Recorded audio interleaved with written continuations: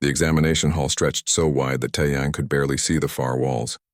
Thousands of cadets filled the massive space, their bodies creating a rainbow of colors and shapes. Some had scales, others had fur. Some stood on 2 legs, others on 4 or 6. A few even floated in the air, their bodies made of something that looked like living smoke.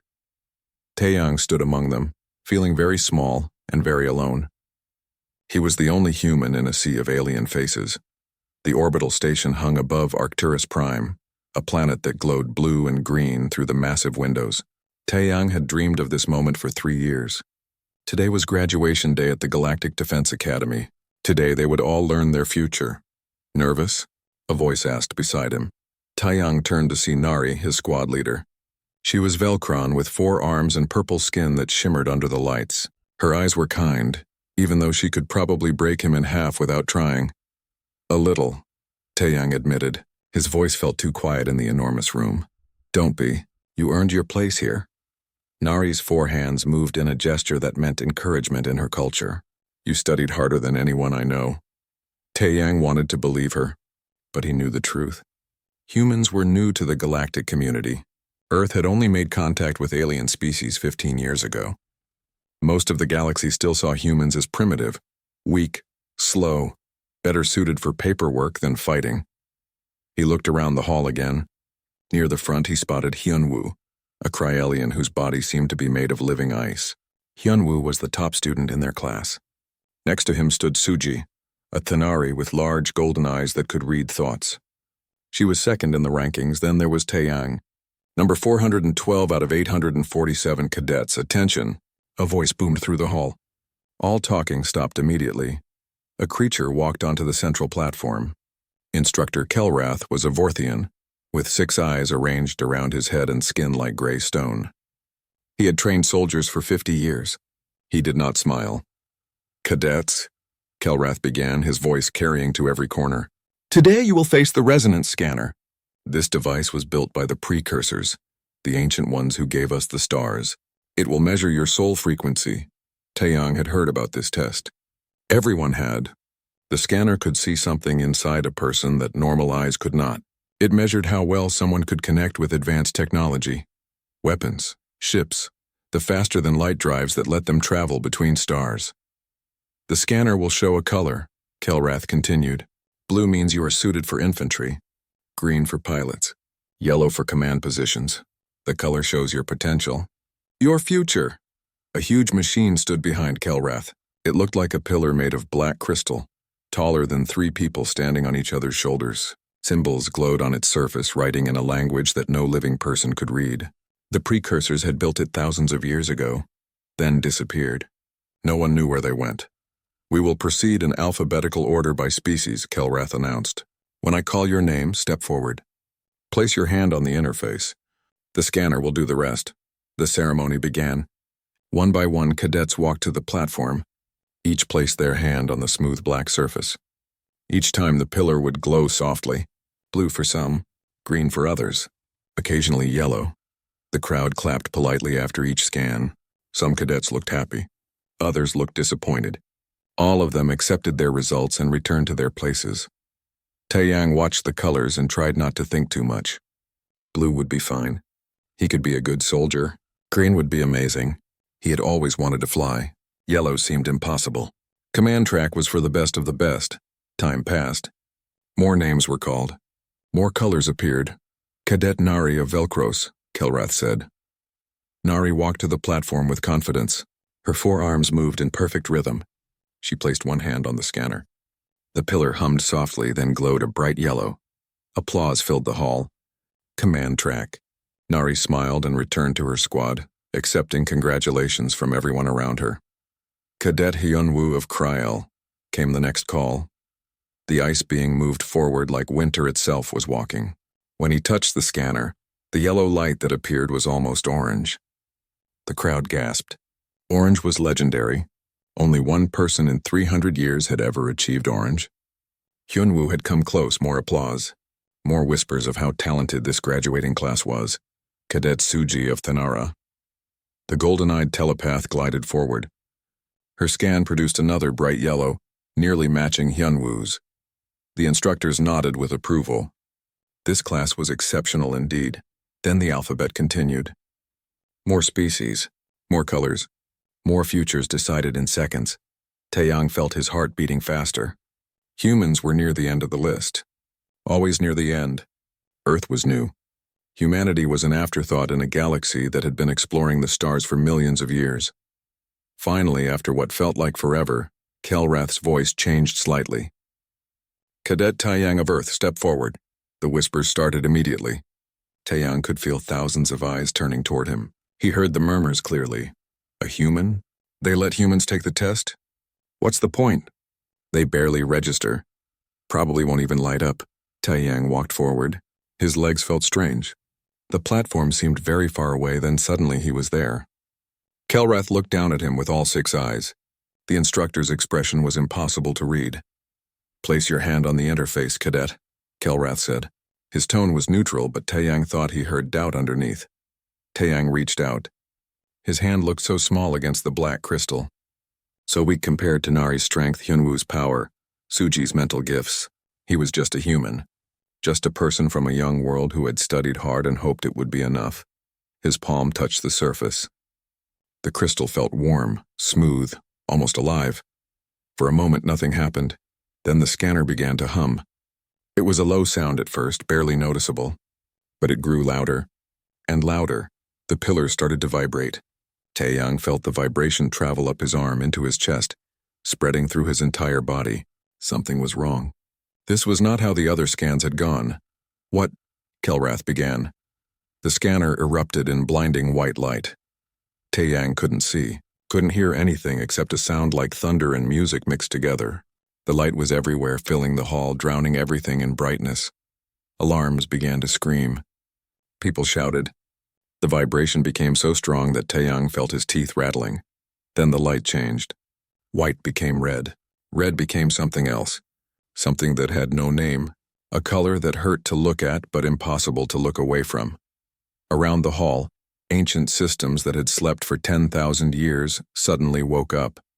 Holographic displays flickered into existence. Symbols in precursor language scrolled through the air. The black pillar was not just glowing anymore. It was burning with power that should not exist. Taeyang tried to pull his hand away. He could not move. The scanner held him like a magnet holds metal. Energy poured through him like lightning through a wire. It did not hurt exactly, but it felt like too much, like his body was trying to hold an ocean in a cup. "Get him off," someone screamed. "The system locked. We cannot disconnect." "Shut it down! Shut everything down!" But nothing stopped. The light grew brighter. The energy grew stronger, and Taeyang stood at the center of it all, his hand pressed against ancient crystal, his body blazing with power that should not be possible. Every cadet in the hall stared with shock and fear and wonder. The human had lit up the scanner, but this was not blue or green or yellow. This was something the galaxy had never seen before. The white light turned everything into chaos. Cadets covered their eyes with hands, wings, and tentacles. Some dropped to the floor. Others tried to run toward the exits, but the doors had sealed automatically when the alarms started. Taeyang could not move. His hand stayed pressed against the scanner like it was glued there. The energy kept flowing through him in waves. Each wave felt like drinking lightning. His heart pounded so hard he thought it might explode. Instructor Kelrath stumbled backward, all 6 of his eyes squeezed shut against the brightness. His stone-like skin had turned pale with shock. "This is impossible," he shouted, but his voice was lost in the screaming alarms. More instructors rushed onto the platform. They wore protective gear and carried tools. One of them, a female Scytheran with silver scales, moved faster than the others. She reached the control panel beside the scanner and her clawed fingers flew over the buttons. "Override code Alpha 79, she commanded. "Emergency shutdown." Nothing changed. The light continued to pulse. The ancient machine ignored every command. Another instructor joined her at the controls. This one was Velcron like Nari, but male and much older. His forearms worked 4 different panels at once. "The system is not responding," he called out. "It has locked onto his frequency." "Then break the connection manually," the silver-scaled Scytheran ordered. 2 large security officers moved toward Taeyang. They were both Krovar, a species bred for strength. Each one could lift a small vehicle. They grabbed Taeyang's arm and pulled. Taeyang felt like he was being torn in half. The scanner held him on one side. The guards pulled him on the other. Pain shot up his arm into his shoulder. He tried to scream, but no sound came out. His voice was gone, lost in the energy. "Harder," one guard grunted. "I am trying," the other replied. "It is like pulling a mountain." The silver-scaled Scytheran pushed past them. "Stop, you will rip his arm off." She looked at Taeyang with eyes that had seen hundreds of battles. "Hold on, cadet. We will find another way." But Taeyang did not think he could hold on much longer. The energy inside him was building, growing. Soon it would be too much. Soon something would break. He could feel it coming like a storm on the horizon. Then, just as suddenly as it began, the light changed again. The white brightness pulled back into the scanner like water going down a drain. The red color followed it. The energy stopped flowing in waves and became a steady pulse instead. Taeyang felt the pressure ease slightly. He could breathe again. The scanner's surface changed from burning hot to merely warm. The grip on his hand loosened. The Crowvar guards pulled one more time, and this time Taeyang came free. He fell backward into their arms. They carried him away from the platform quickly. The scanner's light faded to a dull glow, then went dark. The holographic displays flickered and died. The ancient systems went back to sleep. The alarms finally stopped screaming. Silence filled the enormous hall. Nobody moved. Nobody spoke. 847 cadets and dozens of instructors all stared at the same thing. The black pillar stood quiet now, as if nothing had happened. But everyone knew something had changed forever. The Scytheran instructor walked to where the guards had laid Taeyang on the floor. She knelt beside him and placed 2 claws on his neck, checking his pulse. Her silver scales reflected the normal lights of the hall. "He is alive," she announced. "Unconscious but alive." Instructor Kelrath approached slowly. His 6 eyes were fixed on his datapad. His gray face looked confused and frightened at the same time. "Admiral Yuna," he said to the Scytheran, "you need to see these readings." Admiral Yuna stood and took the datapad. She looked at the screen. Her eyes went wide. "This cannot be correct." "I ran the diagnostics 3 times, Kelrath said. "The scanner is functioning perfectly. These are the real numbers." "Show me," Yuna ordered. Kelrath touched the pad and a holographic display appeared in the air above them. It showed a chart with all the scan results from today's ceremony. Most of the results showed numbers between 1 and 7 on the precursor scale. Blue lights were around 2, green around 4, yellow around 6. Hyunwoo's near-orange result had measured at 7.3, the highest score in years. Then there was a new line on the chart. One that made no sense, one that should not exist. "Cadet Taeyang of Earth," Kelrath read aloud. "Resonance frequency fluctuating between 47 and 53. Gasps echoed through the hall. Cadets pushed forward to see the display. Some refused to believe it. Others pulled out their own datapads to check if it was real. "The scale does not go that high," someone said. "The highest ever recorded was 9.1, another added. "Admiral Korvax, 300 years ago. He became a legend. But this is impossible." Admiral Yuna looked down at Taeyang's unconscious form.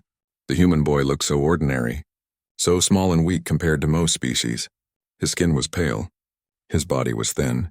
Nothing about him suggested power or strength. Yet the scanner had reacted to him like he was a sun trying to fit inside a light bulb. "Get him to medical bay," Yuna ordered. "Full isolation protocol. Post guards. Nobody gets in or out without my permission." "Admiral," Kelrath began, "should we inform the council?" "Yes." Yuna's voice was hard as steel. "Send an emergency transmission. Priority level Omega. Tell them we may have just found something that changes everything." The guards lifted Taeyang carefully.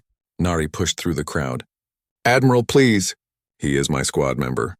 Let me go with him." Yuna studied the 4-armed Velcron. "You care for the human?" "Yes, Admiral. Taeyang is my friend. He should not wake up alone in a strange place." After a moment, Yuna nodded. "You may accompany him. But you do not leave the medical bay." "Understood?" "Yes, Admiral." "Thank you." The guards carried Taeyang out of the hall with Nari following close behind. The doors sealed shut after them. Admiral Yuna turned to address the remaining cadets. "The graduation ceremony is postponed," she announced. "Return to your quarters. Speak to no one about what you witnessed here. Anyone who breaks silence will be expelled immediately. This situation is now classified at the highest level. Dismissed." The cadets filed out slowly. They whispered to each other despite the warning. How could they not? They had just seen something that should have been impossible.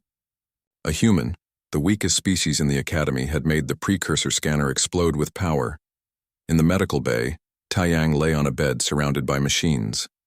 Monitors tracked his heartbeat, his breathing, his brain activity. Everything appeared normal for a human. But normal humans did not score 50 on the precursor scale. Normal humans barely registered at all. Nari sat in a chair beside the bed. Her 4 hands were folded together. She watched Taeyang's chest rise and fall with each breath. "What are you?" she whispered. "What did that scanner see inside you?" Hours passed. Instructors came and went. Scientists arrived with more equipment. They took samples of Taeyang's blood. They scanned his body with devices that hummed and clicked. They spoke in quiet voices about genetics and quantum frequencies and things Nari did not understand. Finally, a human doctor arrived. She was older with gray hair and kind eyes. Her name tag read Dr. Yunji. "I am here to take over his care," she told the other doctors. "He is my species. I know his biology better than any of you." The alien doctors looked relieved to leave. Caring for a human was complicated. Their bodies were so fragile compared to most spacefaring species. Too much heat, too much cold, too much pressure, and they broke. Dr. Yunji checked all the monitors. She looked at Taeyang with concern. "How long has he been unconscious?" 4 hours, Nari answered. "That is too long." The scan should not have damaged him this severely. Dr. Yunji pulled out a small device and waved it over Taeyang's head. She frowned at the results. "His neural activity is extremely high. It is like his brain is working on a problem it cannot solve." "Will he wake up?" Nari asked. "I do not know. This is beyond anything I have seen before." Dr. Yunji sat down on the other side of the bed. "But I will stay with him. A human should be here when he opens his eyes." More hours passed. Night came to the station. Though in space there was no real difference between day and night. The lights in the medical bay dimmed automatically. Then, just before midnight, Taeyang's eyes opened. He stared at the ceiling for a long moment, not moving. Then his head turned slowly. He saw Nari first, then Dr. Yunji. His lips moved, but no sound came out at first. He tried again. "What happened?" His voice was rough, like he had been screaming. Nari leaned forward. "You lit up the scanner. It was... Nobody has ever seen anything like it." Taeyang closed his eyes again. "I remember the light. The energy. It felt like I was burning." "You nearly did burn," Dr. Yunji said. "Your body temperature spiked to dangerous levels. But you survived. You are stronger than you look." "How long was I out?" "Almost 5 hours." Taeyang tried to sit up, but Nari gently pushed him back down with one of her 4 hands. "Rest, you need to recover. I cannot rest." "Something is wrong." Taeyang looked at both of them. The scanner did not just measure me. It saw something. Something inside me that should not be there. I felt it wake up when I touched the crystal. "What do you mean?" Dr. Yunji asked. But before Taeyang could answer, the door opened. Admiral Yuna entered with 4 guards. Her silver scales gleamed under the medical bay lights. Her face was serious. Admiral Yuna sat down in a chair across from Taeyang's bed. Her silver scales caught the dim lights of the medical bay. Behind her, the 4 guards stood like statues at the door. They were all different species, all heavily armed. "How much do you know about the precursors?" Yuna asked. Taeyang pushed himself up to a sitting position despite Dr. Yunji's worried look. "Only what everyone knows. They were an ancient civilization. They built the jump gates that let us travel between stars. They created technology we still cannot fully understand. Then they disappeared about 10,000 years ago. Nobody knows where they went." "That is the official history," Yuna said. "But there is more. Information that only the highest levels of the Council have access to. Information in the Forbidden Archives." "Forbidden Archives?" Nari asked. Her 4 arms crossed over her chest. "I thought those were just stories to scare cadets. They are very real." Yuna looked at all 3 of them carefully. The precursors left behind certain databases. Locked databases that can only be opened under specific conditions. Conditions they programmed into their technology. Taeyang felt a cold feeling in his stomach. What kind of conditions? Finding something specific. Something they were looking for. Yuna pulled out a data pad and set it on the bed where everyone could see. "When you touched the scanner, cadet, you did not just score higher than anyone in history. You triggered one of those conditions. The archives opened for the first time in 10,000 years. The room went silent. Even the medical equipment seemed to quiet down. Taeyang stared at the data pad, afraid to touch it. Dr. Yunji spoke first. What did the archives say? Things that will change how we understand everything. Yuna tapped the pad and a hologram appeared above it. The image showed a being that looked almost human, but not quite. Taller, stronger, with eyes that glowed with inner light. This is what the precursors looked like before they disappeared. They look like humans, Nari said slowly. Similar, yes, but not the same. Yuna changed the image. Now it showed a double helix, the spiral shape of genetic code. The archives explain what happened to them. The precursors were not just an advanced civilization. They were attempting something that no species had ever tried before. They called it resonance ascension. What is that? Taeyang asked. Evolution beyond physical form. They wanted to become beings of pure consciousness, pure energy, to exist without bodies, without limits, forever. Yuna's voice was quiet but heavy. They believed it was the next step for intelligent life. The ultimate achievement. Dr. Yunji shook her head. That sounds like fantasy. Science fiction. That is what everyone thought. But the precursors were close to making it real. They had the technology. They had the power. They only needed one thing. Yuna looked directly at Taeyang. The right biological foundation. Neural patterns that could handle the transition. Quantum entangled consciousness that could exist in two states at once. Taeyang felt the cold feeling in his stomach get worse. What does this have to do with me? Everything.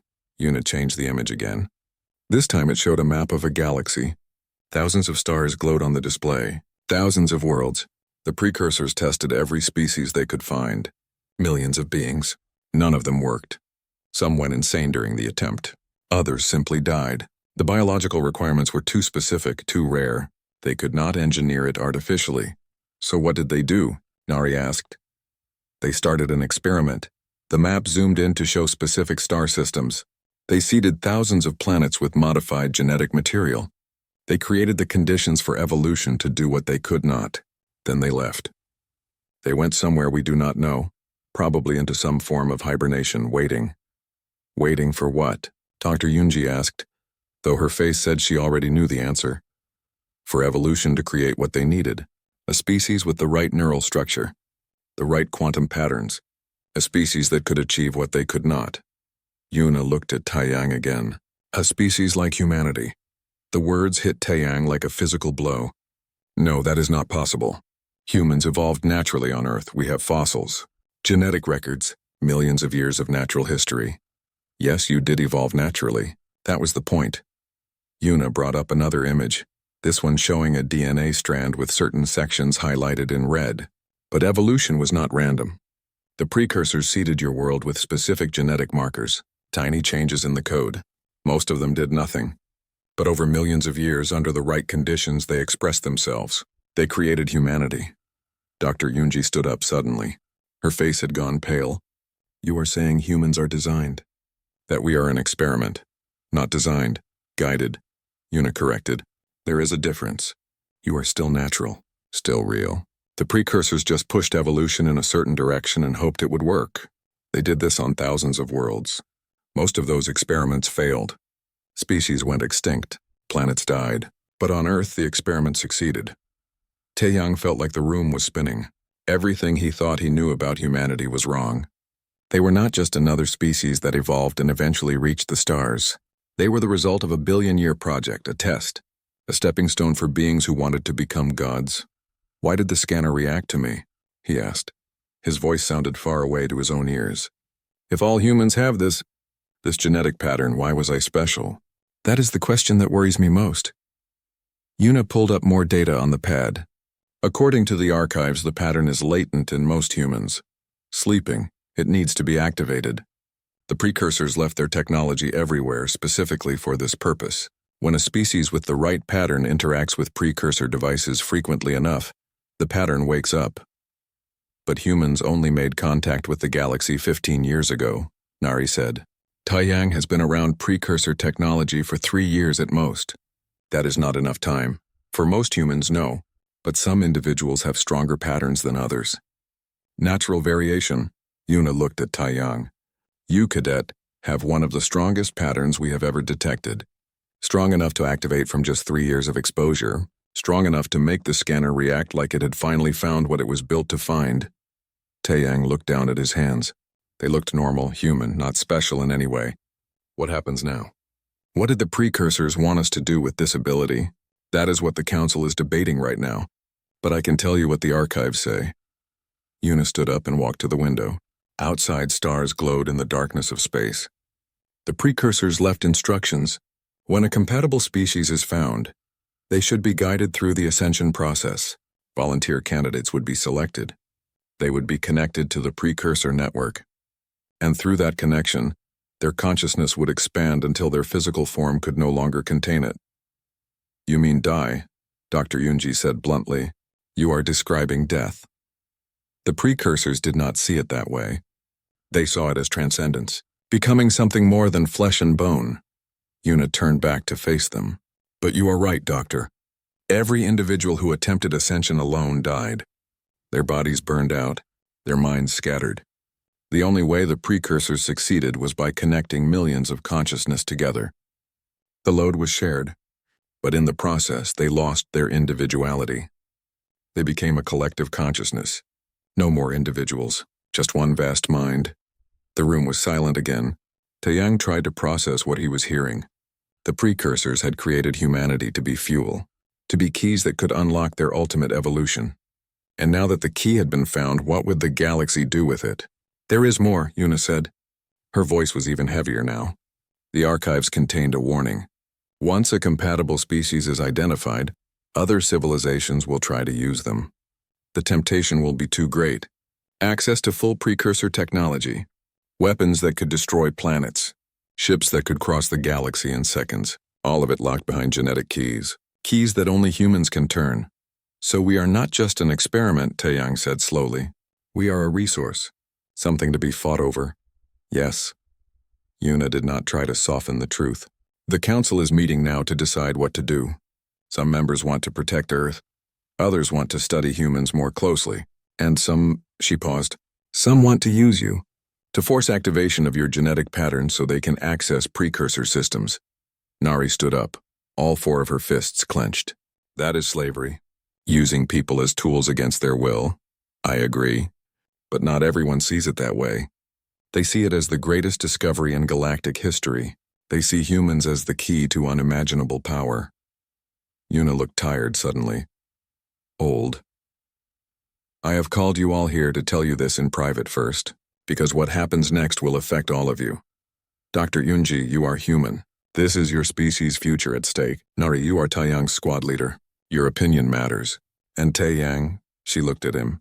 You are at the center of this storm. Decisions need to be made, and I think humans should be the ones making them, not the council deciding for you. Taeyang felt the weight of her words. He was just a cadet, just a student who wanted to prove humans belonged among the stars. Now he was supposed to make decisions that would affect his entire species? What are our options? He asked. Limited, Yuna admitted.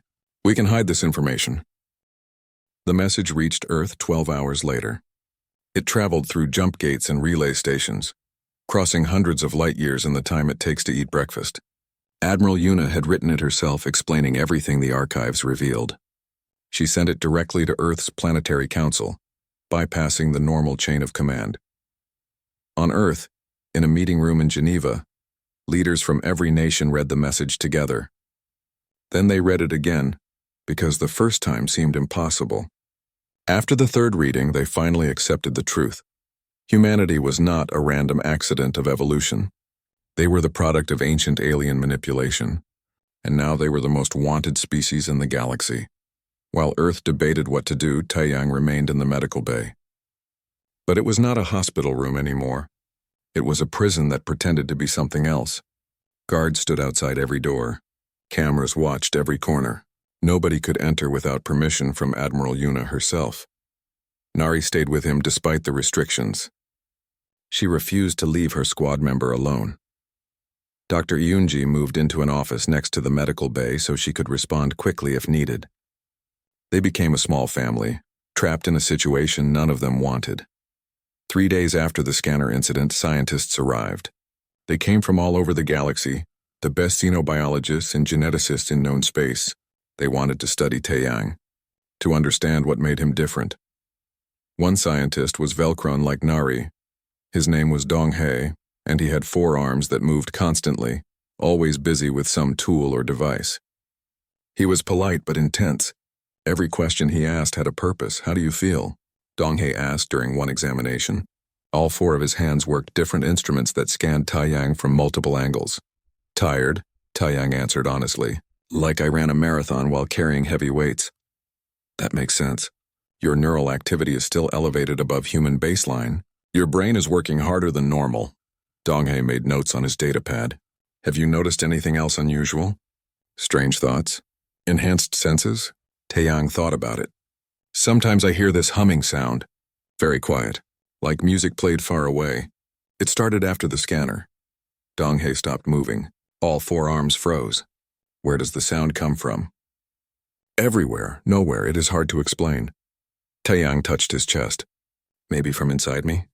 "Fascinating." Donghae turned to Dr. Yunji. "He is hearing the precursor network. His activated neural pattern is detecting technology we cannot normally sense. This is more advanced than we thought." More tests followed. Blood samples, brain scans, genetic analysis. They compared Taiyang's DNA to samples from other humans on Earth. The results showed that every human carried the precursor markers, just like the archives predicted. But Taiyang's markers were expressed more strongly, more completely. "You are not unique," Donghae explained to him after one long day of testing. "You are just early." Given enough time and exposure to precursor technology, many humans would develop similar abilities. "You are what your species could become."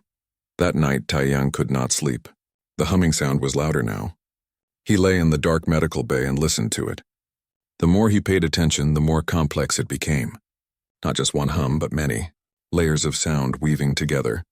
It was beautiful and strange and a little frightening. Meanwhile, in the council chambers, the galactic government was tearing itself apart. The emergency session had lasted 3 days without pause.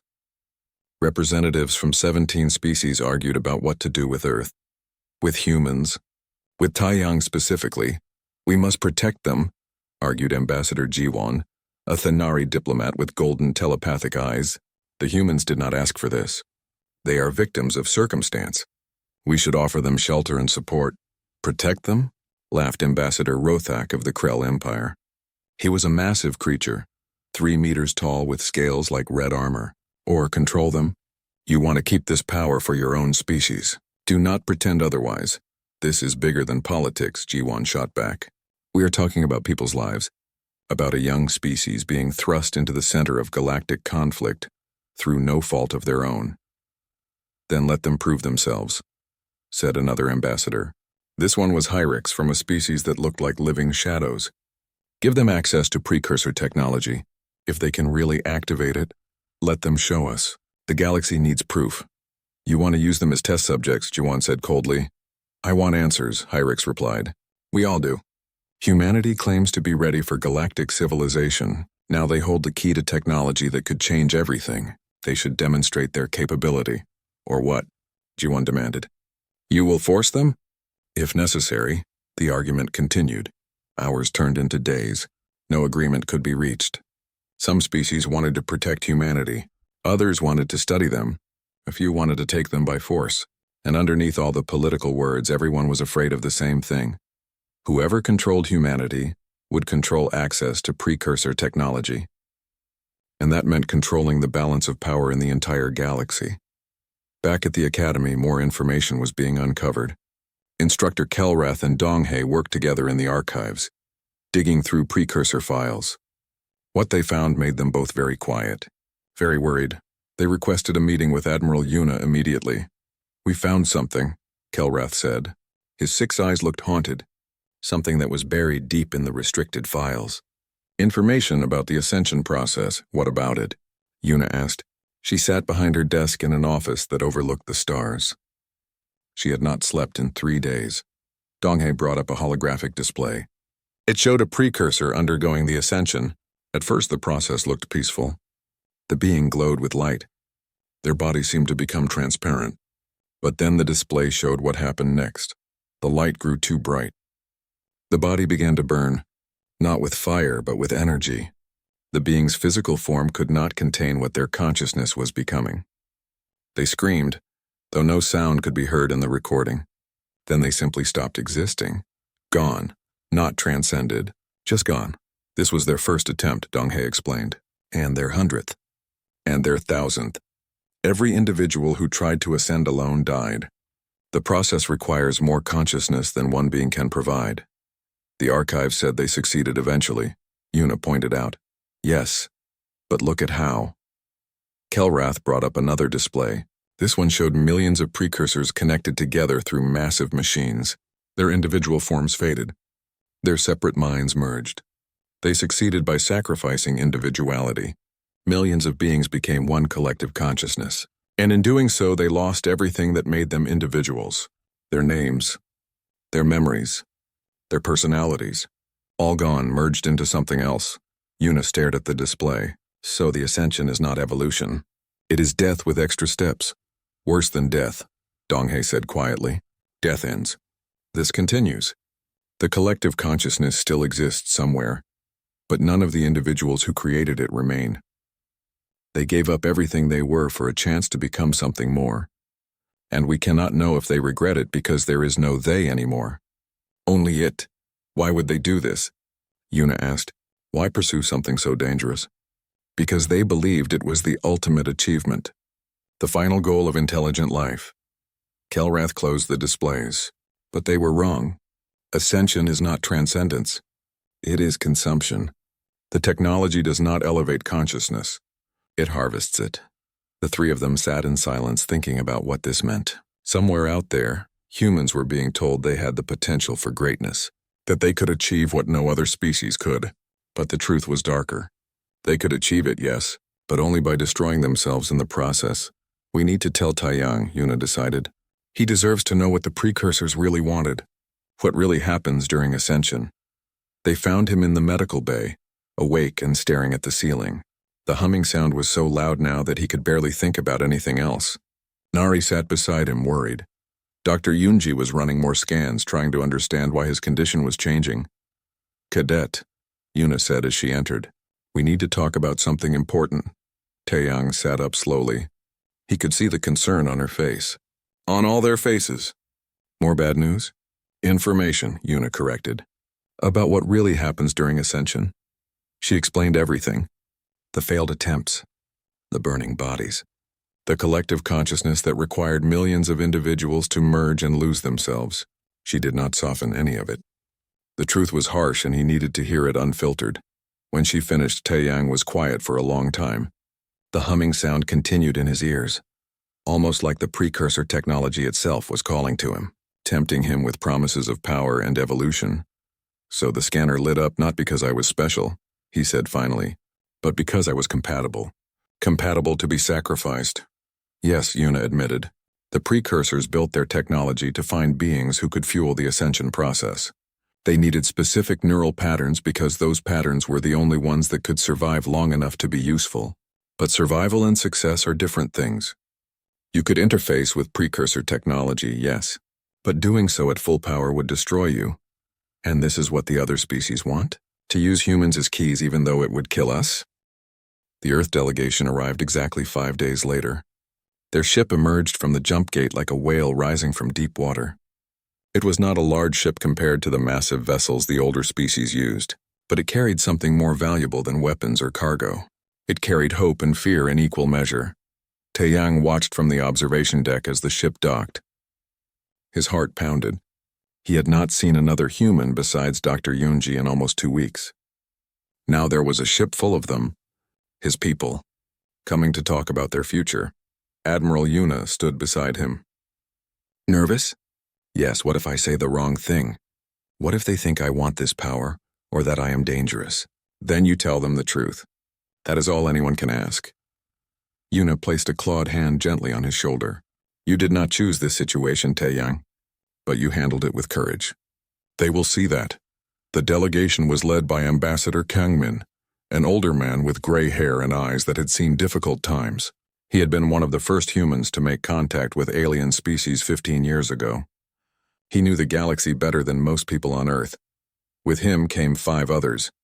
Dr. Sumi, a geneticist who specialized in human evolution, Colonel Jisoo, a military advisor, 2 other scientists whose names Taeyang did not catch, and one more person that made Taeyang's breath stop. His mother. She walked off the ship looking smaller than he remembered, older. Her hair had more gray in it.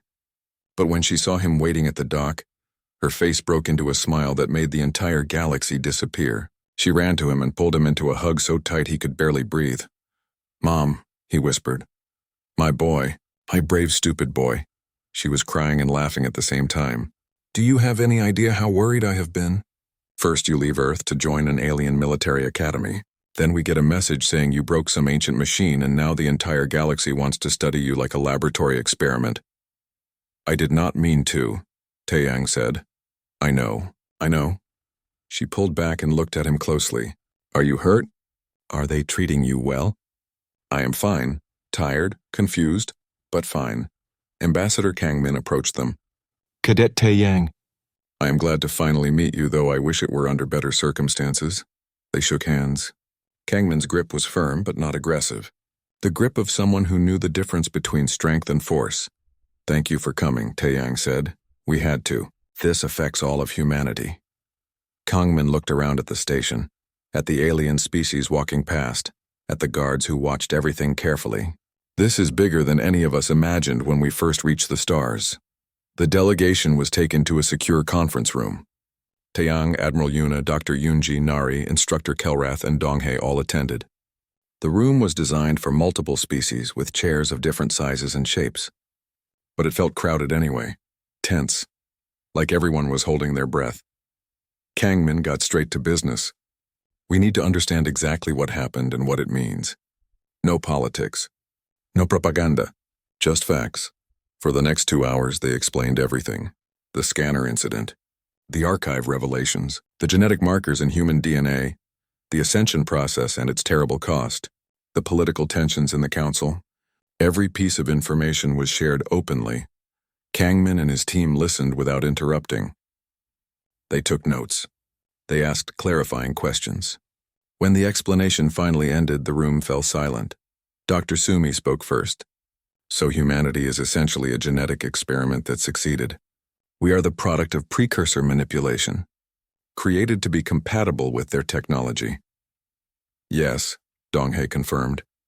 "And other species want to use us to access that technology, even though doing so could kill us." "Not all species," Yuna interjected. "Many want to protect humans. But yes, some see you as a means to an end." Colonel Jisoo leaned forward. "What are our options?" "Realistically? Limited," Yuna admitted. "You can isolate Earth, close your borders, and refuse contact with the wider galaxy. You would be safe but alone. Or you can engage. Work with friendly species to understand your abilities safely. But that comes with risks." "What about just refusing?" Kangmin asked. "We tell the galaxy that humans will not activate precursor technology. We make it illegal for any human to attempt ascension. We remove ourselves from the equation entirely." "That would not work," Kelrath said. His 6 eyes looked sad. "The knowledge is out there now. Other species know what humans can do. Some will respect your decision. Others will try to force you. There are billions of humans on Earth and in colonies. Someone will always be vulnerable to kidnapping, coercion, or temptation." Taeyang's mother spoke up for the first time. "So we have no real choice. Either we engage on our terms or others will force us to engage on theirs." "That is the situation, yes," Yuna confirmed. The delegation talked among themselves quietly. Then Kangmin turned to Taeyang. "You are at the center of this. You are the first human to activate these abilities. What do you think we should do?" Taeyang had thought about this question for 5 days. He had barely slept, the humming sound in his ears keeping him awake. But in those long nights he had come to a conclusion. "I think we should not run away," he said, "and I think we should not let others use us. I think we should find a third option." "What third option?" Dr. Sumi asked. "The precursors tried to ascend as individuals and failed. Then they tried as a collective and lost themselves. But maybe there is a middle path." Taeyang stood up, feeling more confident as he spoke. "What if humans work together without merging? What if we learn to use precursor technology in teams, sharing the load but keeping our identities?" Donghae's forearm started moving excitedly. That could work, in theory. If multiple humans synchronize their neural patterns, they could activate precursor systems together. No single person would bear the full burden. The risk would be distributed. It has never been tried, Kelrath warned. No, but neither had Ascension before the precursors attempted it. Taeyang looked around the room. Humans are good at cooperation, at working together. It is how we survived on Earth, how we built civilizations. Maybe that is what the precursors missed. They were so focused on transcending individuality that they never considered keeping it while working as a team. His mother smiled. That is very human thinking. I like it. It is also dangerous, Colonel Jisoo pointed out. We would be experimenting with technology we do not fully understand. People could get hurt, could die. Yes, Taeyang agreed. But people are already at risk. If we do nothing, other species will experiment on us against our will. At least this way we control the process. We volunteer. We move at our own pace. Kangmin stood and walked to the window. Outside ships moved through space, hundreds of species going about their lives. If we do this, we need to be transparent. We announce our intentions publicly. We invite oversight from friendly species. We make it clear that humans are not a threat, but we also will not be victims. The Krell Empire will not like that, Yuna warned. They want exclusive access to precursor technology. They will see human independence as a challenge. Let them, Kangmin said firmly. Earth is not helpless. We may be a young species, but we are not children to be pushed around. He turned back to the group. We will need allies, species we can trust. The Thanari support you, Yuna said. So do the Velcron and several others. You will not face this alone. Nari nodded her agreement with all four arms. Humanity has proven themselves to me. Taeyang is my friend, my squad member. I will stand with him. More discussion followed. Details were hammered out. The delegation would return to Earth and present the plan to the Planetary Council. If approved, volunteers would be recruited. Human scientists would work with alien experts like Donghae to develop safe protocols, and Taeyang would be the first test subject because he had already activated his abilities partially. I am not ordering you to do this, Kangmin told Taeyang. You have every right to refuse, I know, but I will not refuse. Taeyang thought of his brother Minho again. Minho had believed humans belonged among the stars as equals. This was Taeyang's chance to make that belief real. I joined the academy to serve. This is just a different kind of service. His mother hugged him again. Be careful. Please be careful. I will. I promise.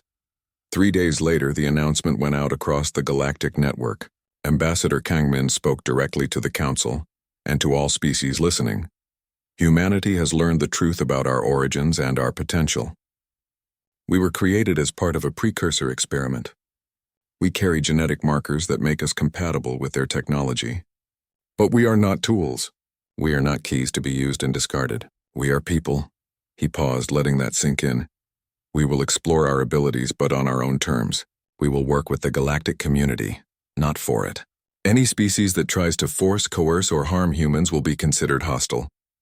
Any species that respects our autonomy will find allies. Another pause. To the precursors, wherever you are, whatever you have become, we are not what you expected. You wanted us to sacrifice ourselves for transcendence. We choose a different path. We choose cooperation over consumption. We choose to remain ourselves while still reaching for the stars. The message ended. Reactions came immediately. The Thanari and Velcron pledged support publicly. Other species followed. But the Krell Empire responded with threats.